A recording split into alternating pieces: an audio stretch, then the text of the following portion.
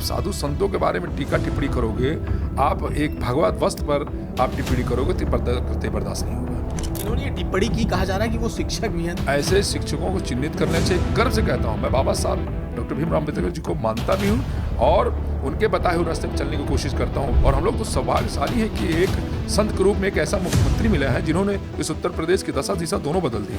हमारे यहाँ पे काल ने राक्षस का वध बजरंगबली भगवान जी ने किया था।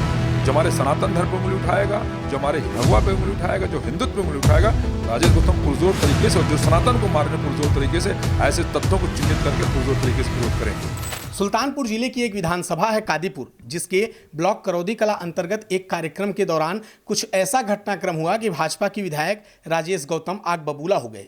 अब घटनाक्रम क्या था और किस तरीके से वहां स्थितियां ऐसी बदली कि विधायक को मंच पर ही आग बबूला होना पड़ा, ये सब बताने के लिए हमारे साथ विधायक राजेश गौतम जी खुद हैं। किस तरीके का घटनाक्रम हुआ था कि मंच पर ही आप आग बबूला हो उठे? 2 अक्टूबर को विजयदशमी के दिन एक अशोक धम का कार्यक्रम था, जहाँ पर करौंदी कला ब्लॉक मेमोरी ग्राम सभा में बौद्ध विहार करके एक स्थान स्थित है, वहाँ पे बाबा साहब की मूर्ति, तो हमको मुख्य अतिथि बनाया गया था और मुझको जाने का मौका भी मिला। और उसी में श्यामलाल निषाद करके एक प्रोफेसर हैं, हम जानते भी नहीं थे उनको, और जो वहाँ बाबा साहब के बारे में आप विषय रखो, सारी चीज़ें रखो, और मैं कभी न किसी के ऊपर अभद्र टिप्पणी करता हूँ, मैं सम्मान देने की कोशिश करता हूँ।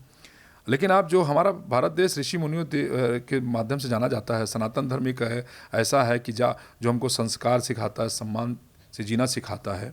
अब उस पर आप साधु संतों के बारे में टीका टिप्पणी करोगे, आप एक भगवत वस्त्र पर आप टिप्पणी करोगे तो बर्दाश्त नहीं होगा। जिन्होंने ये टिप्पणी की, कहा जा रहा है कि वो शिक्षक भी हैं, तो एक शिक्षक द्वारा भरे मंच से इस तरीके की टिप्पणी किए जाने समाज पे क्या असर पड़ेगा? ऐसे शिक्षकों को चिन्हित करने चाहिए, क्योंकि ऐसे शिक्षकों का अगर देखा जाए तो मुझको जो जानकारी है कि वो बिना बताए छुट्टी ले जा करके छोटे छोटे कोई मोस्ट करके संस्था भी चलाते हैं। और मुझको कल भी जानकारी मिली कि इनके खिलाफ दहेज उत्पीड़न का मामला कादीपुर कोतवाली, हमारी विधानसभा में कादीपुर कोतवाली में है, वहाँ पर इनके खिलाफ मुकदमा दर्ज है। दूसरा, आप अगर शिक्षक हो तो बच्चों का भविष्य तय करोगे, आप बच्चों को अच्छी चीज़ें सिखाओगे, लेकिन इन शब्दों, एक शिक्षक अगर जो शब्द मैं बोल नहीं सकता आपके इसमें, वो शब्दों का आप प्रयोग करोगे, ये कतई बर्दाश्त नहीं होगा। और मैं सुरक्षित सीट से आता हूँ और दूसरी बार का भगवान के आशीर्वाद से या कादीपुर के क्षेत्रवासियों के आशीर्वाद से दूसरी बार का, और ज़्यादा मार्जिन, पिछली बार 26,000 से, इस बार 26,500 से जीता हूँ। तो कहीं ना कहीं लोगों का स्नेह आशीर्वाद रहता है, और मैं गर्व से कहता हूँ, मैं बाबा साहब डॉक्टर भीमराव अम्बेडकर जी को मानता भी हूँ और उनके बताए हुए रास्ते पर चलने की कोशिश करता हूँ। मैं अपने समाज के लोगों को कहता भी हूँ, आप वोट बैंक की राजनीति से हटो, आप देखो कहाँ विकास कहाँ हो रहा है। और हम लोग तो सौभाग्यशाली हैं कि एक संत के रूप में एक ऐसा मुख्यमंत्री मिला है जिन्होंने इस उत्तर प्रदेश की दशा दिशा दोनों बदल दी है। जिस तरीके से इस तरीके का पूरा घटनाक्रम हुआ, क्या इस पर कोई आप कार्रवाई आगे करेंगे? निश्चित तौर पर कार्रवाई होगी, और भविष्य में भी जो हमारे सनातन धर्म पर उंगली उठाएगा, जो हमारे भगवा पे उंगली उठाएगा, जो हिंदुत्व पे उंगली उठाएगा, राजेश गौतम पुरजोर तरीके से, और जो सनातन को मारने पुरजोर तरीके से, ऐसे तत्वों को चिन्हित करके पुरजोर तरीके से विरोध करेंगे। आज देखते हैं राजनीति में या फिर ऐसे मंचों पे एक चलन हो गया है, सनातन और भगवा को लेकर तरह तरह की टिप्पणी की जाती है, तो ऐसे लोगों को क्या कहेंगे? ये सब कुंठित मानसिकता के लोग हैं जो कहीं ना कहीं ये समाज को बांटने का काम करते हैं और हमारे सनातन धर्म को कमज़ोर करने का मान करते हैं। और ये कई कालों से चला, जिसे हमारे यहाँ पे कालनेमी राक्षस का वध बजरंगबली भगवान जी ने किया था।